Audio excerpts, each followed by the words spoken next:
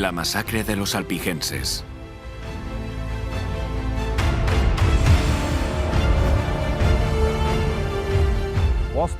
Mientras los valdenses vivían en la ladera italiana de los Alpes, había otro grupo con una fe similar en la ladera francesa.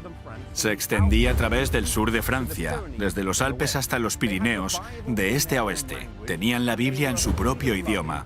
Eran amantes de la libertad, gente próspera y laboriosa. Se les conocía bajo el nombre de albigenses. Al igual que otros grupos esparcidos alrededor de Europa, se mantuvieron fieles a la palabra de Dios y resistieron los intentos de Roma para subyagarlos. Algunos historiadores afirman que si les hubieran dejado crecer libremente, la reforma hubiera empezado en el siglo XIII y no en el siglo XVI. Y su centro hubiese sido el sur de Francia, en lugar de Alemania. A principios del siglo XIII reinaba el Papa Inocencio III, aunque era de todo menos inocente. Vigilaba el panorama territorial de la Europa de aquel momento y decidió que estos grupos, aunque pequeños, tenían que ser exterminados para poder preservar la Iglesia romana. Emitió un edicto por el que autorizaba la matanza de estos creyentes.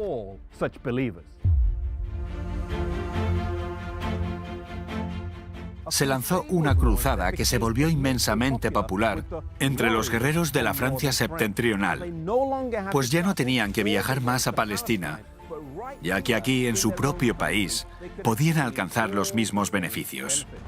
Se les dijo que matando lavarían sus pecados y se les autorizaba quedarse con las propiedades de los que mataban.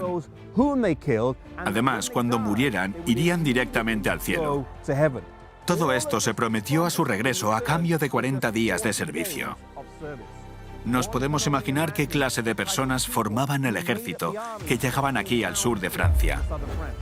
Año tras año, desde el año 1209 hasta el 1229, durante 20 años, esta cruzada en contra de los albigenses fue financiada por el Papa Inocencio III.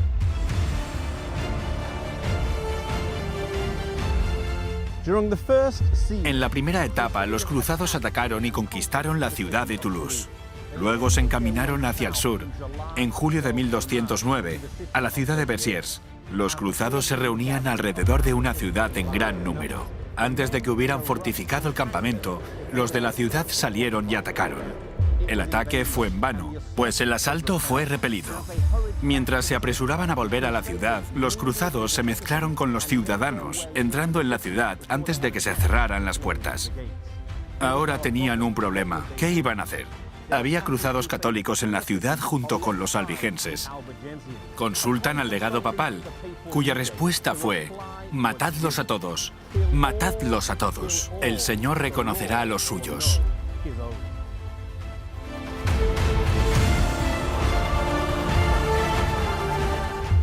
La historia registra que la sangre corría como el agua, pues todos los que estaban en la ciudad fueron asesinados brutalmente. No escapó nadie. Incluso los que buscaron refugio en la iglesia fueron masacrados. La población de la ciudad en aquel momento rondaba los 15.000 habitantes. Pero ese fatídico día, los historiadores calculan que había alrededor de 60.000 personas, ya que gentes de los pueblos y ciudades vecinas habían venido aquí en busca de refugio. Después de la matanza, antes de irse, incendiaron la ciudad, quemándolo todo hasta los cimientos. Ninguna casa quedó en pie. Nadie escapó con vida. Otras ciudades y pueblos de la zona acabarían igual, sufriendo el mismo espantoso destino.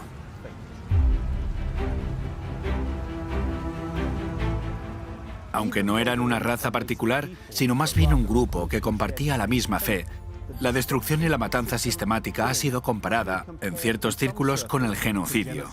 El prestigio del papado se vio muy mermado al extenderse las noticias de la masacre por toda Europa.